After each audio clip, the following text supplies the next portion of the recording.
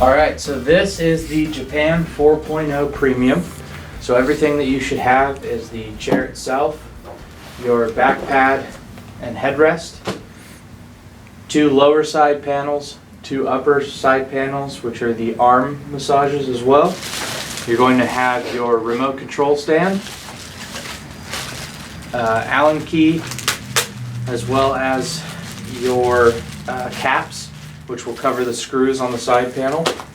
You're going to have 8 long armrest screws, 8 short armrest screws, and then some more caps as well. So the first step in setting this up is raising the backrest. You hear it lock in, that part's done. So we're going to remove all the protective padding. So when you get your arm panels and pieces out of the boxes, they will actually be labeled right and left. So right is going to be on the right side of the chair as you were sitting in it, and left is going to be on the left side of the chair as you were sitting in it as well. So to install the upper arm panel, you're going to stick the yellow hose behind the frame, and then the armrest is actually going to sit behind this metal frame as well, making sure that the gray hose does not get pinched. There are 4 nuts in the armrest that you are going to affix the short armrest screws with to. So now we are going to actually affix the arm panel to the chair. When we do this, you also need to decide which side you want your remote holder to go on as well. This chair, we're going to put it on the right side. It's typically supposed to go on the left side. Kind of just depends on how you want. You can adjust it with the Allen screw here just by rotating it. So first thing we're going to do is put our front lower screw in using the short screws, the 6 short screws that came with the parts kit. Then we can attach our armrest and our remote holder.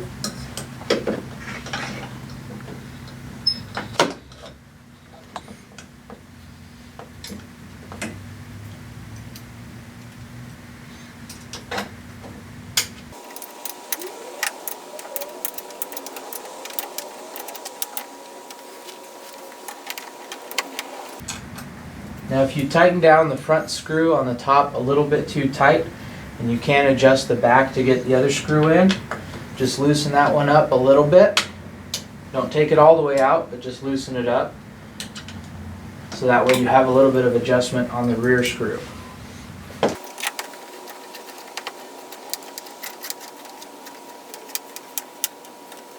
Once the rear screw is tightened down, then you can go back to the front screw and tighten it if you had to loosen it.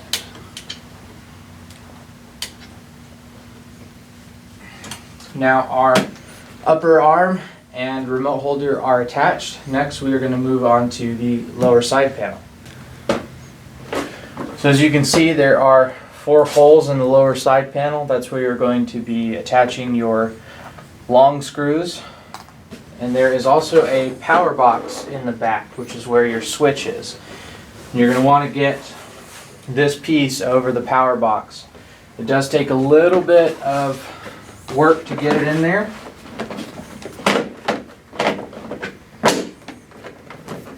To get everything lined up just right. And if you look into the hole, you can see the bolt on the other side. So now we can start tightening these 4 screws down.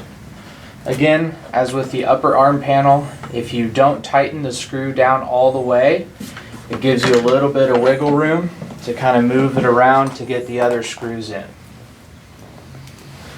Just make sure you go back and retighten them when you're done.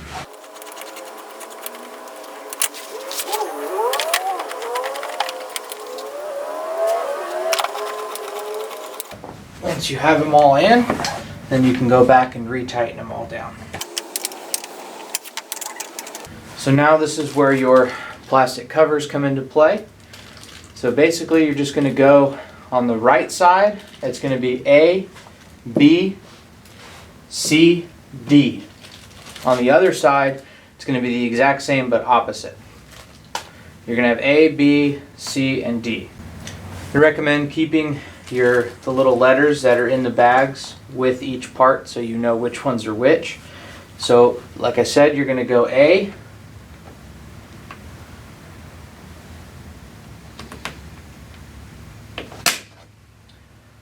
and then B, and if you look, you'll see a little white tab right here. There is a slot that lines up with to make sure that the angle is correct on the chair. And then we are going to do C on the upper rear, and then D on the lower rear.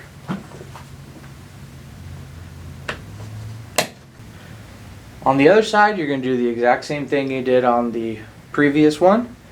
However, this time you don't have to worry about the remote holder.